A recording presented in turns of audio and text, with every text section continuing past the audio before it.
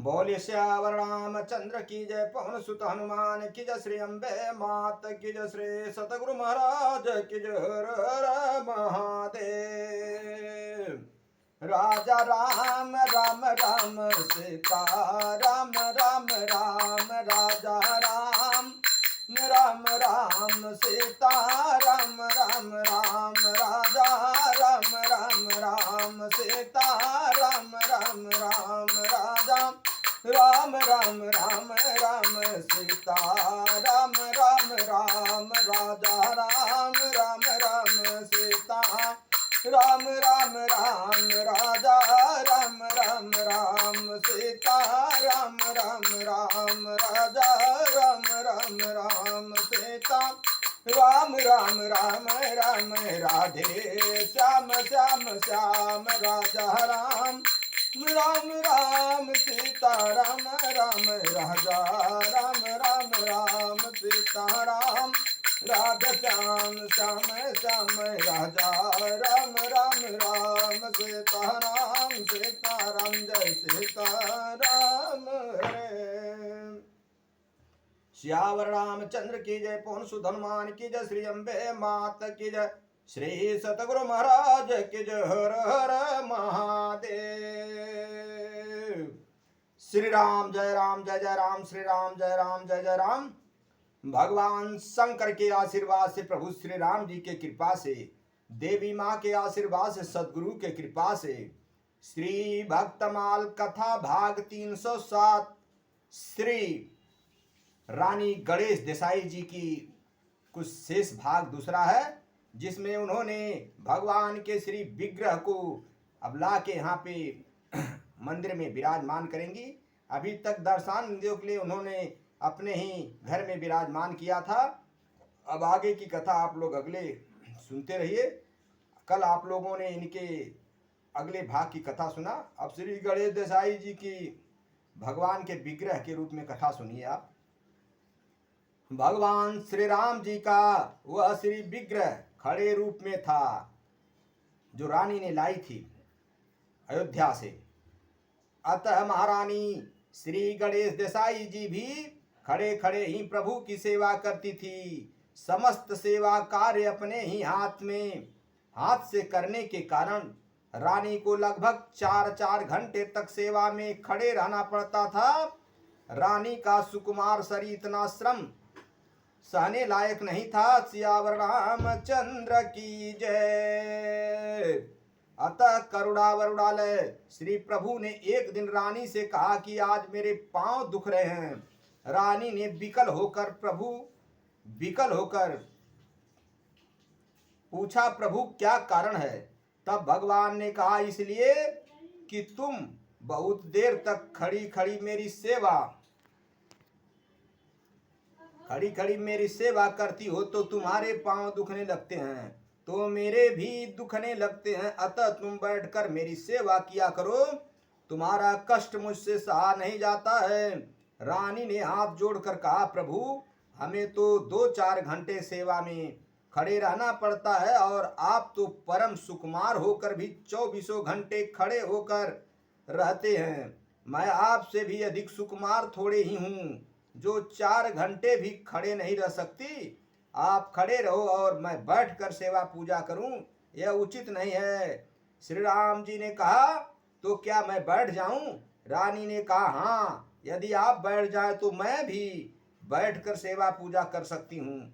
भगवान ने कहा कि अच्छा, मैं तुम्हारे कहने से बैठ तो जाता हूँ, परंतु अब यहाँ से उठूंगा नहीं, यहीं अचल होकर रहूंगा। सियावर रामचंद्र की जय। रानी ने स्वीकार कर लिया। फिर तो रानी के देखते देखते श्री राम जी विरासन वहीं बैठ गए। जो दर्शनार्थी कल खड़े भगवान का दर्शन कर गए थे, वे आज उन्हें बैठे देखकर बड़े चकित हुए, और उन्हें यह विश्वास हो गया कि भगवान मूर्ति नहीं बल्कि साक्षात स्वरूप है। भला कहीं किसी ने मूर्ति को बैठते देखा है? इस लीला से भगवान ने उन लोगों का संदेह दूर कर दिया। सियावर रामचंद्र की जय।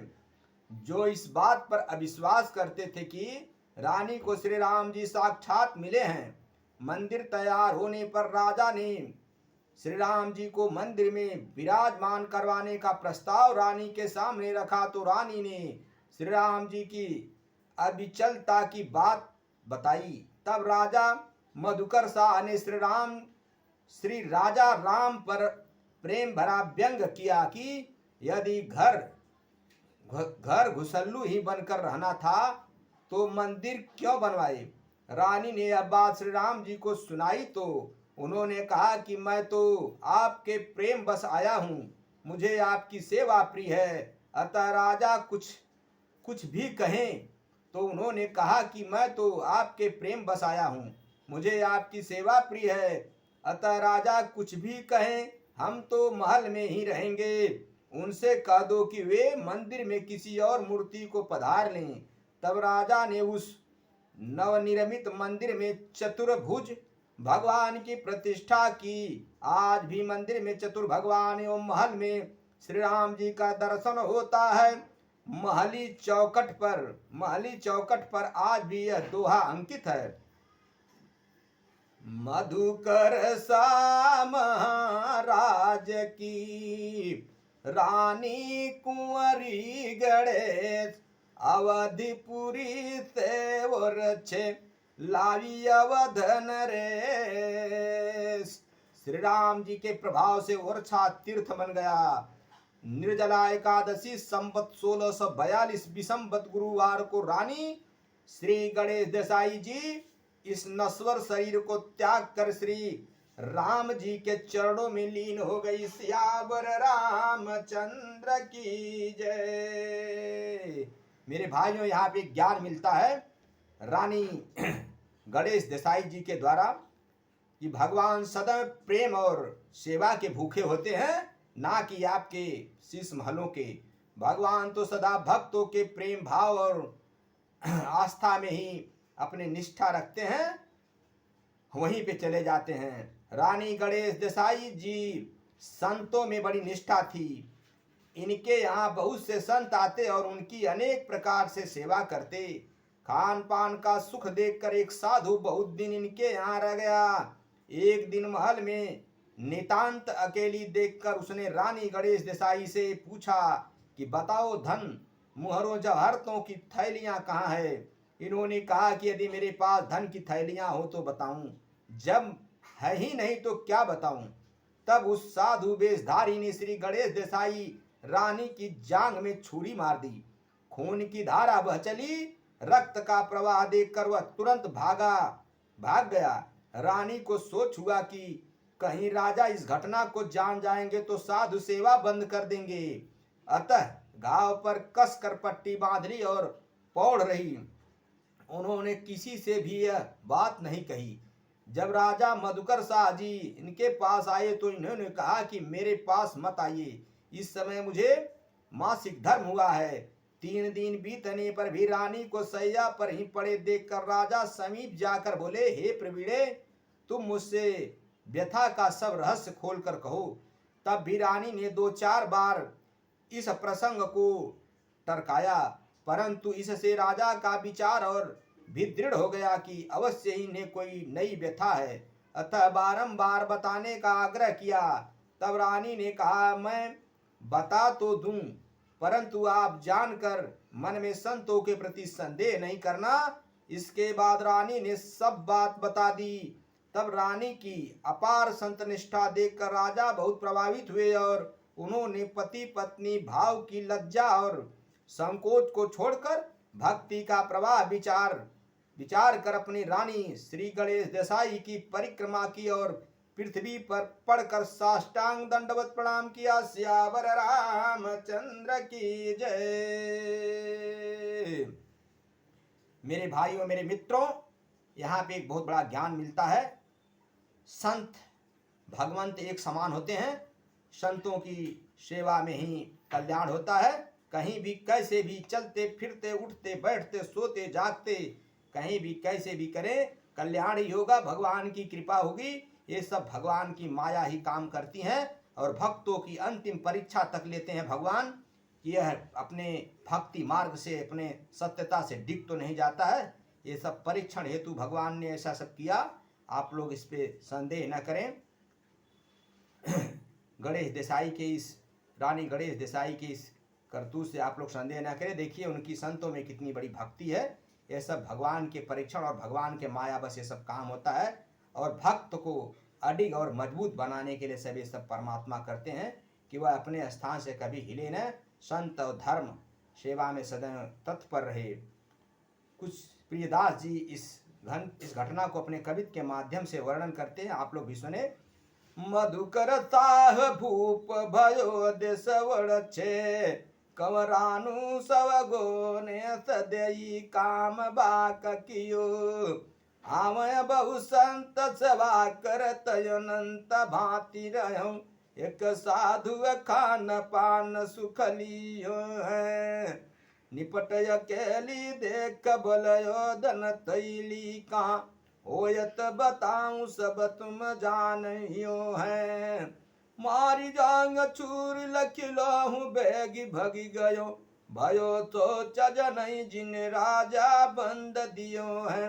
बाधनी की भांति पौढ़े रही करू, काहू सुन आज्ञा ढीक राजा मति आवती धर्म।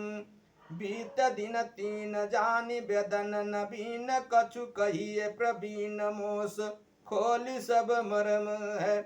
टारी बार दई चार निप के विचार परयो, करयो समाधान जिन आनऊ जिय धर्म है। फिरो आस पास भूरी पर तन रास करी, भक्ति का प्रभाव छाड़ती आपति शर्म है। मेरे भाइयों मेरे मित्रों, ईश्वर सत्य, जगत मिथ्या। जगत के जितने सारे कार्य हैं सब मिथ्या हैं। परमात्मा की सेवा, संत की सेवा और भगवान का जपन, नाम जपन कहीं भी कैसे भी चलते फिरते उठते बैठते सोते जागते हर समय हर घड़ी कहीं भी करे कल्याण होगा। सियावर रामचंद्र की जय। कल युग केवल नाम यदारा, सुमिरे सुमिरे नर उतरई पारा। ये भक्तमाल के माध्यम से भक्तों की कथा भक्तों के दासों के लिए एक अडिगता के लिए कही जाती है। आप लोग भी सुनकर भक्तों के भांति अडिग होकर भगवान में मनन करें।